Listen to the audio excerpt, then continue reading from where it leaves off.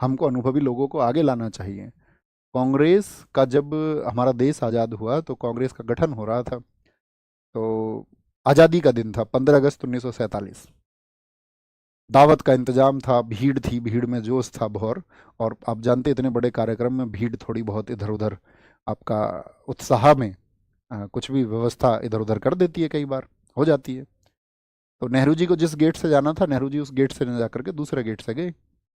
तो उस दिन नेहरू जी को कुछ मंत्रियों की सूची देनी थी माउंट बैटन को, कि माउंट बैटन को उनको देनी थी कि भाई आप सत्ता को जो ट्रांसफ़र करके जा रहे हैं, पावर को, तो उसमें उन्होंने बताया भी कुछ मंत्री होने चाहिए। तो उन्होंने बोला कि हाँ ठीक है, 13 मंत्री होंगे हमारे। तो वो पर्ची पे नाम लिखे हुए थे, पेपर पे। तो वो पेपर उन्हें पकड़ाना था, लेकिन कहीं उथल पुथल में लोगों से मिलने के चक्कर में वो पेपर कहीं खो गया।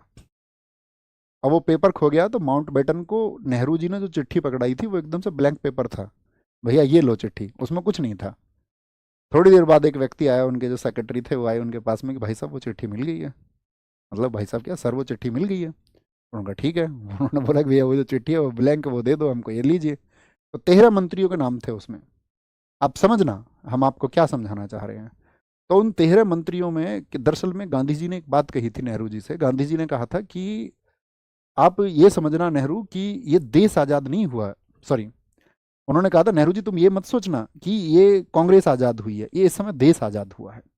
इसको आप कांग्रेस की आज़ादी मत समझना, इसको देश की आज़ादी समझना। और इस देश को चलाने के लिए जो योग्य व्यक्ति हैं उनको आपको राजनीतिक वजह से ना सोच करके इस राष्ट्रीय भावना का ख्याल रखते हुए अंतर्राष्ट्रीय पटल पर हम भविष्य में कहाँ पहुंचेंगे, उन मानकों को सोचते हुए विचार करना होगा। तो उन 13 मंत्रियों में से 3 व्यक्ति ऐसे थे जो कांग्रेस के धुर विरोधी थे। श्यामा प्रसाद मुखर्जी, इंडस्ट्रीज वाला इतना बड़ा डिपार्टमेंट उनको संभालने का काम दिया गया। बाबा साहब भीमराव अंबेडकर कांग्रेस के धुर विरोधी थे, उनको कानून मंत्री बनाया गया। सोचिए कितना बड़ा विभाग उनको दिया गया। आर के षणमुख शेट्टी कांग्रेस के धुर विरोधी थे, उनको फाइनेंस डिपार्टमेंट दिया गया। लेकिन आज वो चीज़ें गायब हो चुकी हैं। अब तो ये है कि आप मतलब किसके पक्ष में, और ये नहीं सभी पार्टियों पर लागू होता है, किसी एक विशेष पार्टी पर नहीं। तो अभी किसको महत्व नहीं बच गया है कि भाई राज्य के लिए क्या चीज़ें होनी चाहिए, क्या ज़रूरी है, देश के लिए क्या ज़रूरी है। अब तो ज़रूरी ये है कि आप सर्विंग कितना अच्छा करते हैं, सेवा कितनी अच्छा कर सकते हैं आप, है ना।